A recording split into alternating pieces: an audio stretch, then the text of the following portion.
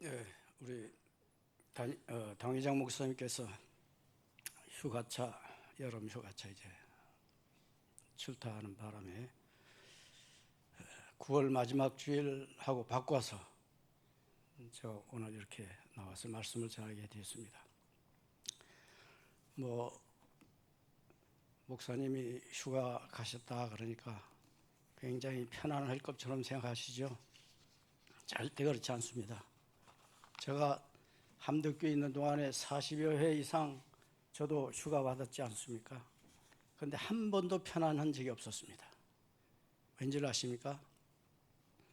이 휴가 끝나면 그 다음부터 여러분들에게 무슨 말씀을 어떻게 드려야 할지 1년 동안 다음 휴가 때까지 어떻게 말씀을 드려야 할 건지 고민 그런 고민이 없습니다. 좋은 데 가서 구경하면서도 그 고민이 있고요. 편안히 누운 것 같으면서도 그 고민이 있습니다. 그래서 휴가 가실 때 편안히 다녀오십시오 하는 말은 좀 틀렸어요. 잘 다녀오십시오 하는 것이 제일 좋아요. 편안은 없어요. 목사에게는 설교라는 중압감 때문에 편안할 수가 없습니다.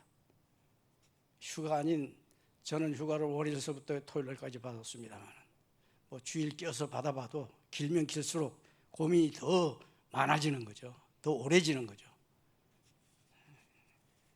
그리 아시기 바랍니다. 오늘 제목은 나는 큰 빚쟁이다. 나는 큰 빚쟁이. 제 고백이 들어가는 설교라고 생각하면 되겠습니다.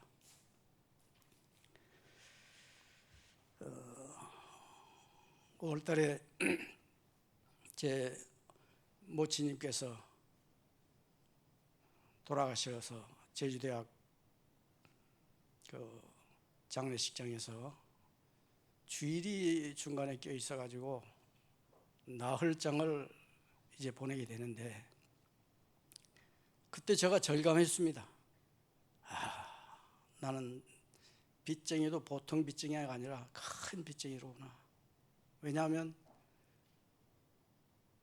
함덕교에서 오셔서 예식해 주시고 제 고향교회 봉계교회에서 또 들어와서 또 예식을 일부 해 주시고 또 성도님들은 장례가 끝나는 그 시간까지 얼마나 많은 도움을 주시는지 저는 그런 것들이 곧 나에게 큰 빚이다 하는 그런 생각을 가졌었습니다. 빚이라는 말은 헬라어로 오페일로라고 합니다. 이 두 가지 뜻이 있어요. 하나는 줄 것이라는 그런 의미가 있고 또 하나는 그냥 의무라는 그런 뜻도 있습니다. 빚이 그래요.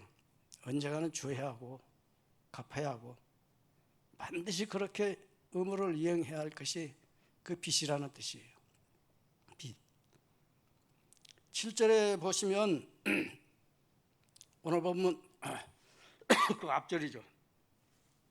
7절에 보시면 모든 자에게 줄 것은 주되 조세 받을 자에게 조세를 바치고 관세를 받을 자에게는 관세를 바치고 두려워할 자를 두려워하며 존경할 자를 존경하라. 이것은 이 앞부분에 보면 결국은 국가에 대한 조세가 곧 우리의 빚으로 표현하고 있습니다. 나라의 빚. 8절에 가서 보면 또 율법과 사랑과의 관계에서 이 빚을 설명하고 있습니다. 8절에 보시면 피차 사랑의 빚 외에는 아무에게든지 아무 빚도 지지 말라. 남을 사랑하는 자는 율법을 다 이루었느니라. 우리가 이렇게 빚 이야기를 하다 보면은 일반적으로 빚은 부정적인 의미가 있습니다. 빚을 내가 지고 있다 하는 것은 나에게 부정적인 의미가 있는 거예요. 근데 이 빚쟁이가 된다는 것, 두 가지 때문에 빚쟁이가 될 수가 있어요. 하나는 나 자신 문제 때문에, 내 자신이 처신 때문에, 내 자신이 게을러서, 내 자신이 잘못해서 오는 빚이 있고, 또 다른 한 가지는 나 아닌 외부 탓으로 오는 빚도 있습니다. 서울에 있는 어느 분, 제가 잘 아는 어느 분이 있는데요. 그분은 어렸을 때 제주도에서 올라가 가지고 직장 생활하면서 그렇게 열심히 일할 수가 없어요. 직장 생활 한 직장에서. 그래가지고 꽤 돈을 벌었습니다. 장가도 갔고요. 그 이제 집도 잘 마련해서 터 있는 집, 서울에서 터 있는 집은요, 독채 있는 집은 그렇게 흔하지가 않습니다. 그런 집도 마련해 놓고. 그런데 이 사람이 너무 인간관계가 좋아요. 친구 관계도 좋고. 그런데 어느 날 아주 진실한 친구였던 친구가 보증을 좀 서달라고 부탁을 해서 가벼운 마음으로 보증을 섰습니다. 그런데 그게 잘못돼 가지고 부도가 나서 그분은 자기 이름으로 된 집을 가질 수도 없게 됐고, 자기 이름으로 된 통장도 가질 수가 없고, 자기 이름으로 긁어댈 수 있는 그런 카드도 한 장도 없습니다. 다 딸 이름으로나 다른 사람 이름으로 있지 않고서는 살 수가 없는 그런 위치에 들어선 거예요. 그분은 오고 싶다 하면서도 제주도 지금 80세가 다 됐는데도 오지 못하고 있습니다. 이제는 평생 못 될 걸로 그렇게 생각하고 있죠. 그의 일가 친척들이나 그를 아는 사람들이. 왜 이렇게 비참한 삶을 살았습니까? 친구를 믿어서 친구에게 보증서 준 그 잘못 때문이죠.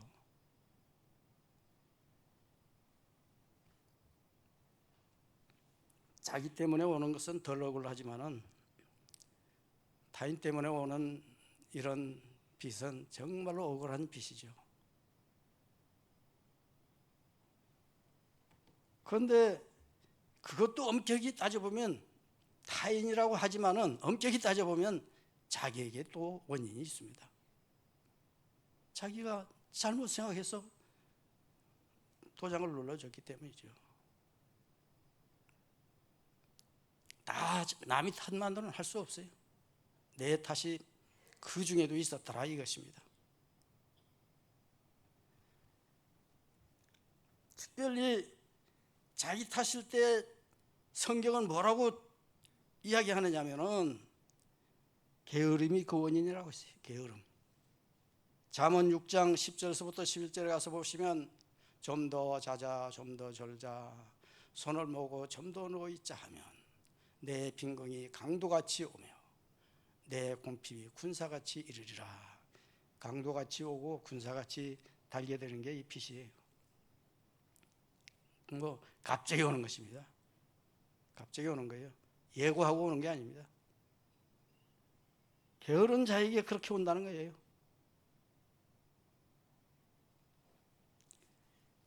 그런데 빚 중에서도 져도 되는 빚을 성경은 이야기하고 있죠. 오늘 8절 말씀을 다시 한번 보시면 8절에 뭐라고 하고 있습니까? 피차 사랑의 빚 외에는, 그러니까 사랑의 빚은 져도 된다는 거예요. 그 피차 사랑의 빚 외에는 아무에게든지 아무 빚도 지지 말라. 남을 사랑하는 자는 율법을 다 이루었느니라. 보세요. 여기 보시면 사랑의 빚은 지어도 된다. 그 뜻이에요. 사랑의 빚은 지울 수 있다 이것입니다. 제가 사랑의 빚을 너무 많이 지은 사람입니다. 염치 없이 많이 지은 사람이에요. 그래서 저는 솔직히 내 심정은 여기서 이렇게 설교할 자격이 없고, 내게 딱 알맞는 곳이 있다면은 저기 교도소 감방에 가서 앉아 있는 것이 나에게 가장 적당한 장소입니다. 왜냐하면 나는 큰 빚쟁이고 빚을 갚지를 못했기 때문에, 그 사랑의 빚도요 염치 없이 지었기 때문에, 너무 크게 지었기 때문에 저는 당당하게 설교할 자격이 없는 사람이에요. 부끄러운 존재죠. 제가 은퇴하면서 그날 오신 분들에게 한정판 참 고마우신 분이라는 책을 한 권씩 나눠드렸습니다만, 그 책 대부분 내용이 그거예요. 그거 읽어보면요 다 내가 빚진 것처럼 보이지게 그렇게 되어 있습니다.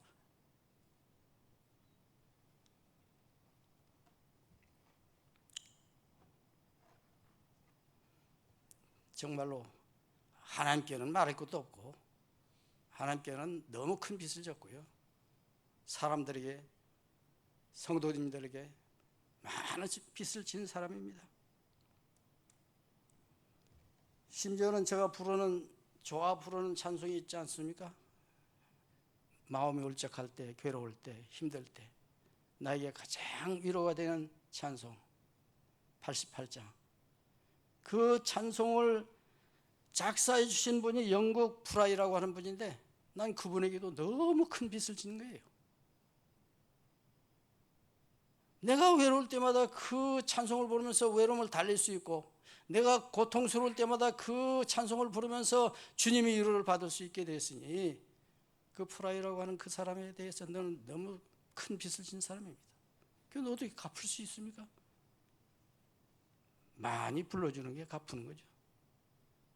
많이 애용하는 게 갚는 것, 그것밖에 없습니다. 제 책에 보면은 가난 중에도 저를 키워주신 부모 이야기며 형제 이야기며, 또 겨울에 양말 없이 눈밭에 학교 친구네 집에 같이 가자고 갔더니, 고무신 하나 신고 갔더니 그 집에 할머니가 불쌍하다고 헌 양말 하나 줘가지고 신고 갔던 그 이야기며, 길가에 마치 그 초라한 그 어디 후진국의 아이들처럼 헐벗은 몸으로 길가에 서 있을 때에, 내 느낌으로는 그래요. 교회에서 어디 야외에 가는 것 같아요. 가는 길에 이 초라하게 서 있는 나에게 눈깔 사탕 하나 쥐어줬던 이름 모를 그 누나, 그런 이야기며, 얼마나 많은 빚을 제가 졌는지 모릅니다.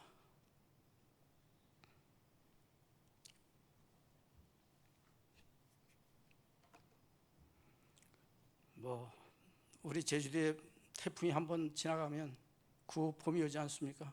그 호물자, 그때 받았던 밀기울이며, 그때 받았던 신발이며, 그때 받았던 윗돌이 하나며, 지금도 생생히 기억납니다. 그 보내주신 분들에게 제가 갚지 않았어요. 갚을 길이 없었습니다.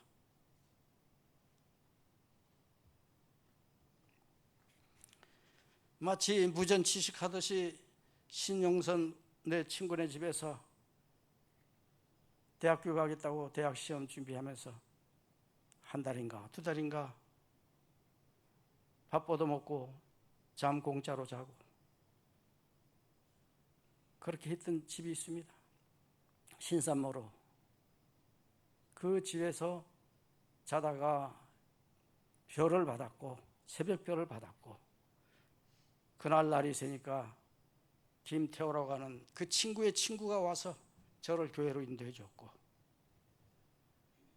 이거 뭐 저는 당하는 것마다 행하는 것마다 다 빚덩이였습니다. 재준회가 저를 추천해 줘서 신학교 가게 되고 노예도 빚진 자고,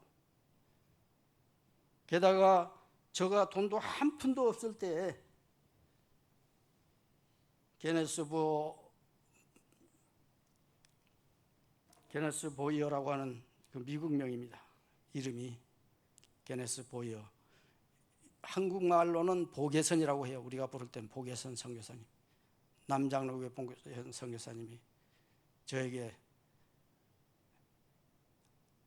장학금을 주어서 신학교를 끝나게까지 장학금을 주셨고, 제가 신학교 다니면서 개척한답시고 하는 마음을 가졌을 때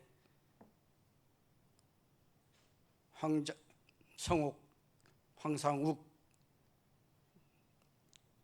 목사님께서, 교수님께서 나를 불러서 신림교회로 보내주셔가지고 거기 개인주택 하나 헐어서, 그 안에 헐어서 거기서 예배드리면서 개척하게 하고, 지금은 큰 교회가 됐습니다. 신림교회. 그리고 그때 개척하는 동안에 광주 제1교회에서 저에게 또한 생활비 조금씩 보조해 주셨고,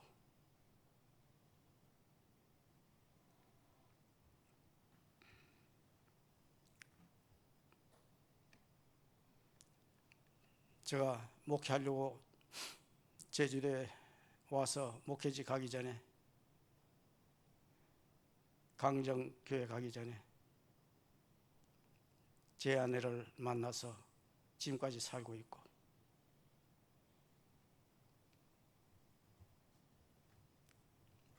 봉계교회며 함덕교회며 신림교회며 또 신림교회 후에 고산교회라고 지금은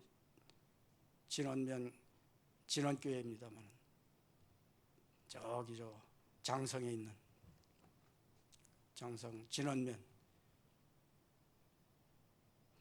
거기에 이제 1년 있었고 거기서도 빚은 많이 졌습니다.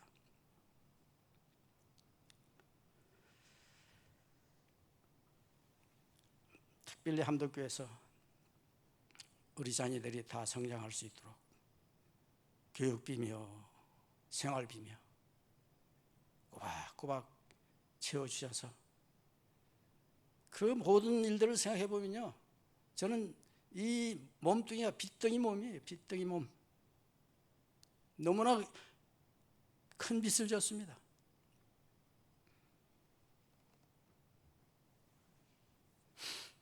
나는 이 설교를 준비하면서 누구를 생각했냐면 바울 사도 선생님 말씀이 생각나대요. 로마서 1장 14절에 가서 보면 헬라인이나 야만인이나 지혜 있는 자나 어리석은 자나 자에게 다 내가 빚진 자라. 보세요. 바울 사도는요, 나는 빚쟁이로 보이지 않아요. 그분이 얼마나 다니면서 열심히 전도했습니까? 복음을 전했습니까? 채무자처럼 여기는데, 나는 그분을 채권자처럼 여기는데 본인은 채무자처럼 생각해요.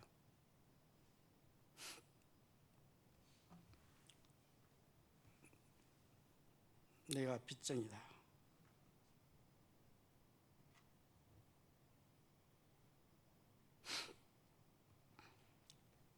다 내가 빚진 자다.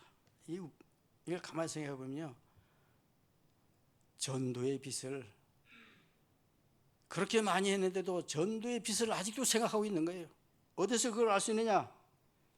고린도전서 9장 16절에 가서 보면 내가 복음을 전할지라도 자랑할 것이 없으면 내가 부득불 할 일임이라. 만일 복음을 전하지 아니하면 내게 화가 있을 것이로다. 아직도 복음을 전하고 있지만 다 전하지 못해서 화가 오히려 자기에게 미칠 것처럼 그렇게 두려워하고 있는 빚쟁이입니다.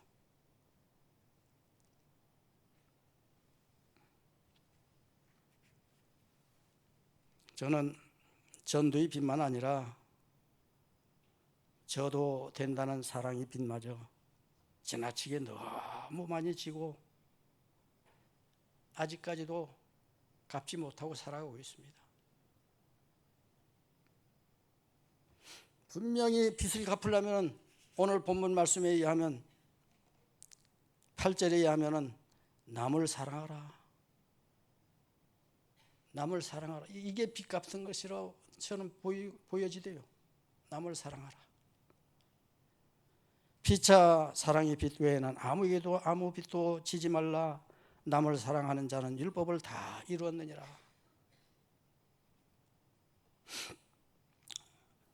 신명기 15장에 가서 보면 유대인들에게 큰 습관이 있습니다. 관습이 있어요. 매 7년 끝에는 면제해 줄 자들 다 면제해 주는 그런 습관이 있습니다. 관습이 있습니다. 자기가 빚 줬는데도 돈을 구워줬는데도 7년째 되면은 없는 걸로 다 사해줘 버려요. 율법적으로는 그렇게 돼 있어요. 이스라엘은 구약 시대부터 하나님 백성으로서 구별된 생활 방식을 요청받았고 7년마다 모든 구워준 빚을 면제하고 이웃에게 독촉하지 않았습니다.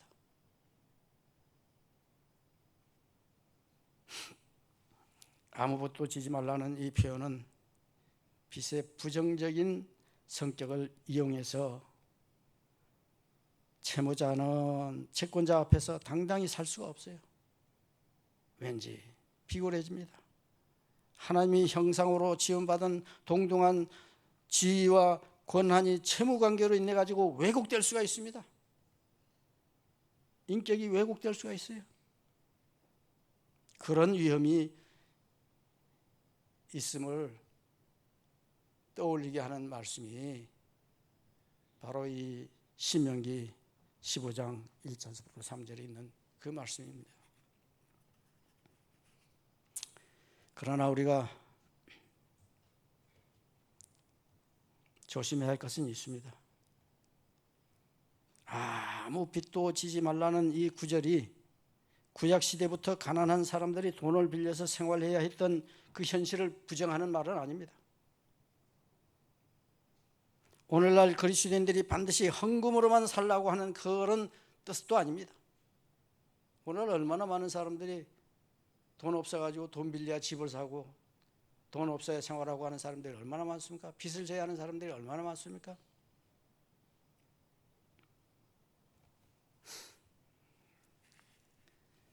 어차피 이 세상은 빚 지게 된 세상이고 빚 갚아가야 할 그런 세상입니다.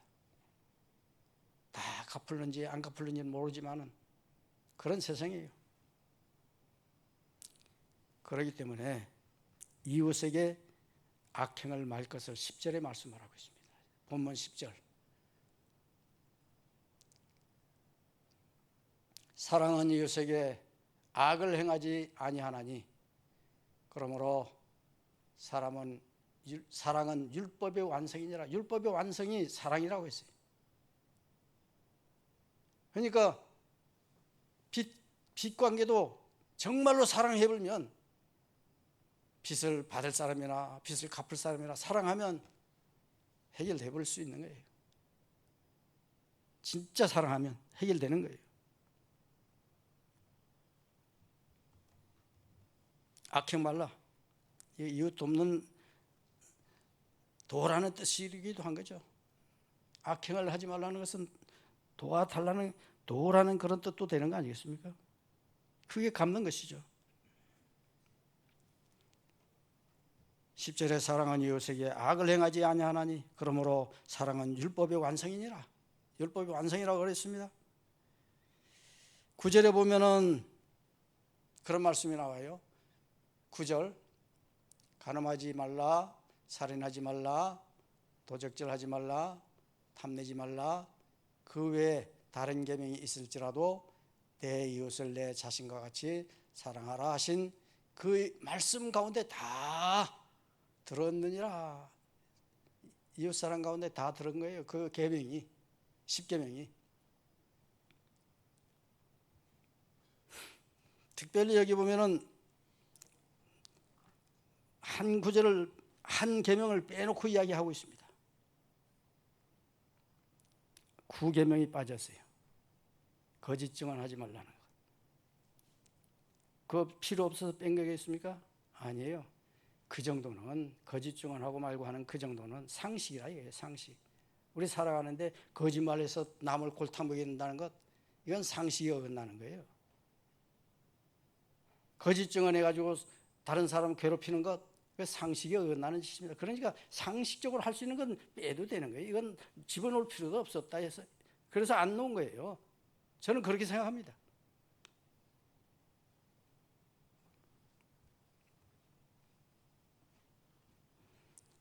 이웃에게 칼보다 무서운 거짓말로 상처를 주는 것, 큰 죄입니다.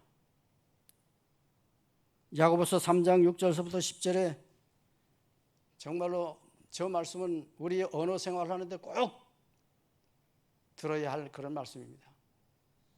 혀는 곧 불이요 불의의 세계라. 혀는 우리 지체 중에서 온 몸을 더럽히고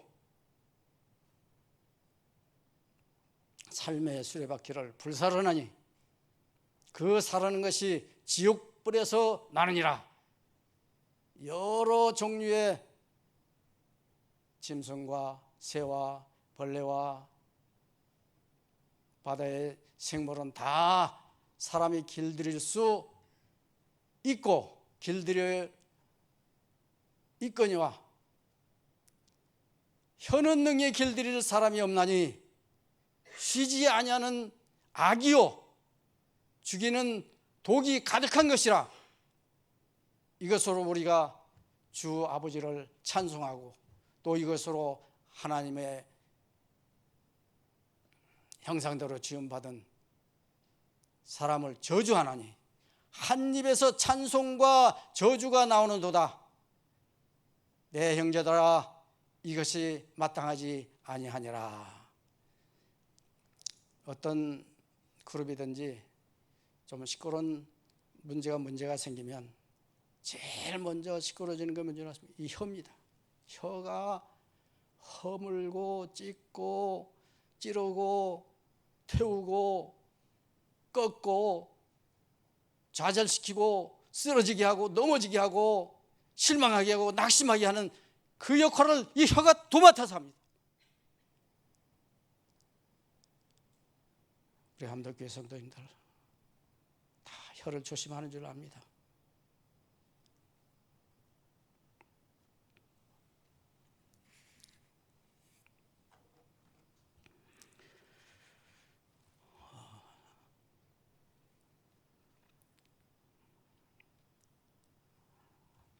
(10절에) 가서 보면 완성이라는 말이 나와요. 완성.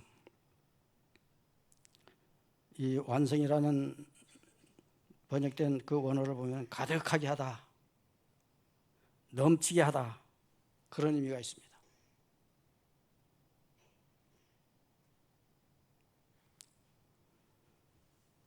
우리가 어떻게 율법을 넘치게 만족시키며 가득하게 지킬 수가 있겠습니까? 전혀 불가능할 것 같은 표현이 우리의 삶에 가능한 이유는 로마서 5장 5절 때문입니다. 로마서 5장 5절 뭐라고 했습니까? 다 같이 한번 읽어보면 좋겠습니다. 소망이 우리를 부끄럽게 하지 아니함은 우리에게 주신 성령으로 말미암아 하나님의 사랑이 우리 마음에 부은 바 됨이니. 성령으로 말미암아 하나님의 사랑이 우리 마음에 부은 바 됐다고 했습니다. 우리 힘으로는 가능하지 않지만은 성령의 힘으로, 성령이 부어주는 그 능력으로, 그 힘으로, 그 마음으로, 성령이 부어준 그 마음으로 가능하다는 거예요. 이웃 사랑할 수 있고 혀를 자제할 수 있고 그 성령을 받아야 합니다. 그 성령의 능력이 있어야 합니다.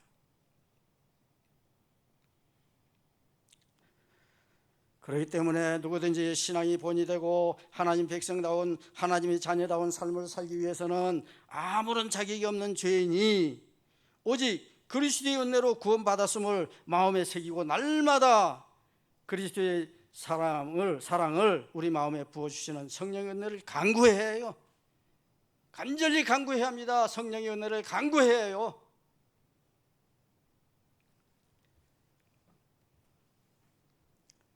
결론은 14절에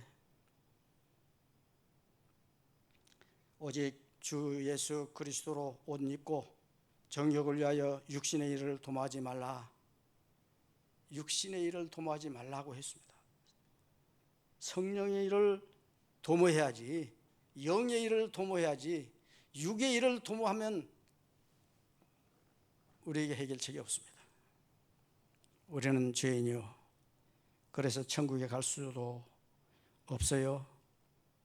예수님이 나의 죄 때문에 십자가에서 죽으시고 3일 만에 다시 살아나셔서 부활하시고 하나님 우편에 계시면서도 지금도 우리를 돕고 계시는 그분, 성령을 우리에게 보내주셔서 우리 연약함을 항상 도와주시는 그 은혜, 우리의 죄가 깨끗해져 우리는 천국에 갈 수 있는 그런 능력자들이 된 것입니다. 제가 마지막으로 한 예를 들어서 이야기하고 그치겠습니다. 어느 날 제 집사람하고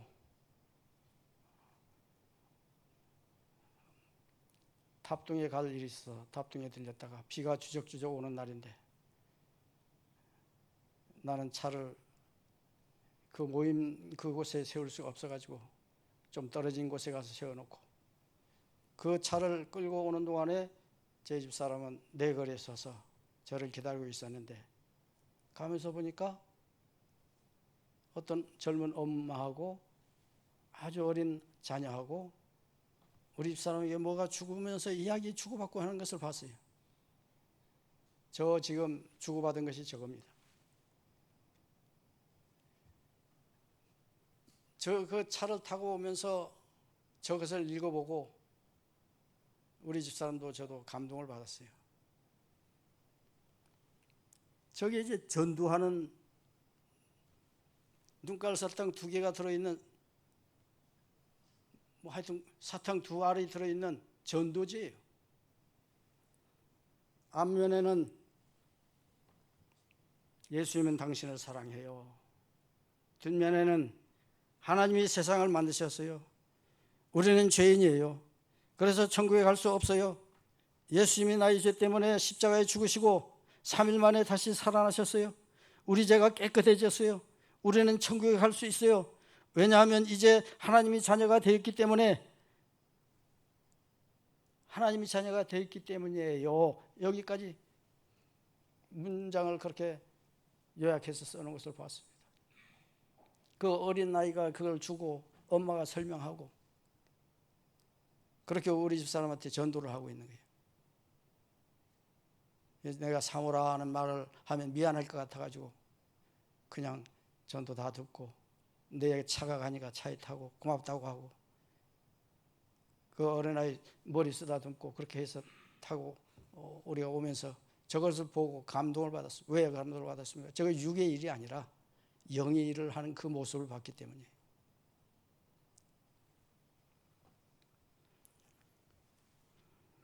우리는 어떤 자들입니까? 저는 설교하면서 준비한 성경 외에 가끔 하나님 탁 주는 그런 성경 구절이 있대요. 오늘도 차 타고 오다가 이 설교 본문에 들어가지 않은 부분을 탁 던지세요. 누가복음 7장 41절부터 43절. 그 데나리온 빚진 사람, 500데나리온 빚진 사람과 50데나리온 빚진 사람, 갚을 길이 없는데 주인이 다 갚아줬다.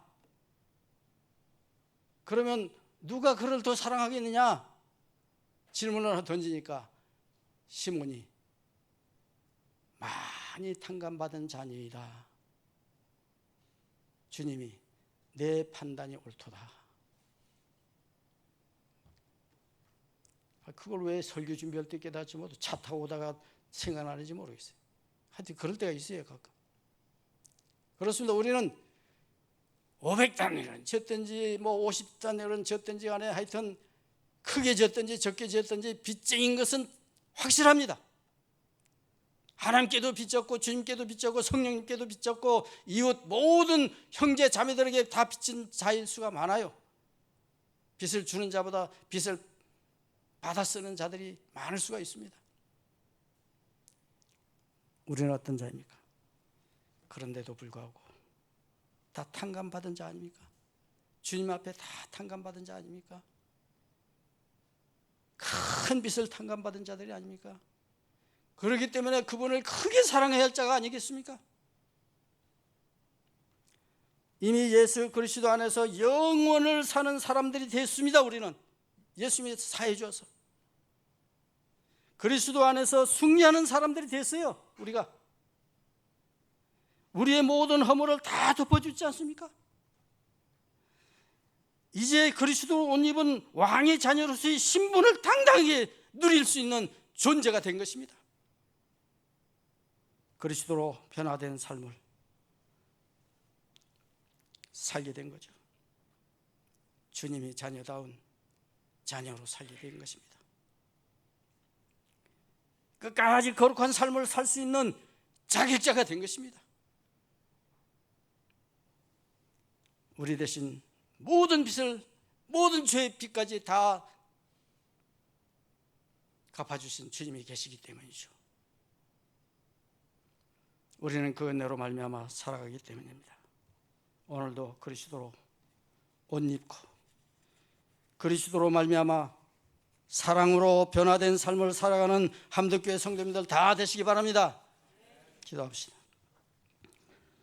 도저히 내 힘으로 갚을 수 없는 큰 빚을 진 엄청난 죄와 허물로 죽었던 우리 다시 살려주심을 감사합니다. 예수 그리스도 안에서 생명을 주시고 풍성한 삶을 살아가 계시니 감사합니다.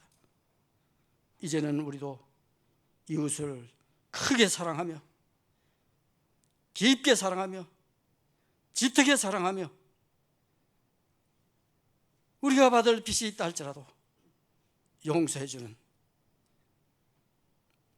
사면해주는 그런 저희들이 되게 하여 주시옵소서. 이 모든 말씀 우리를 권하신 예수님 이름으로 기도합니다. 아멘.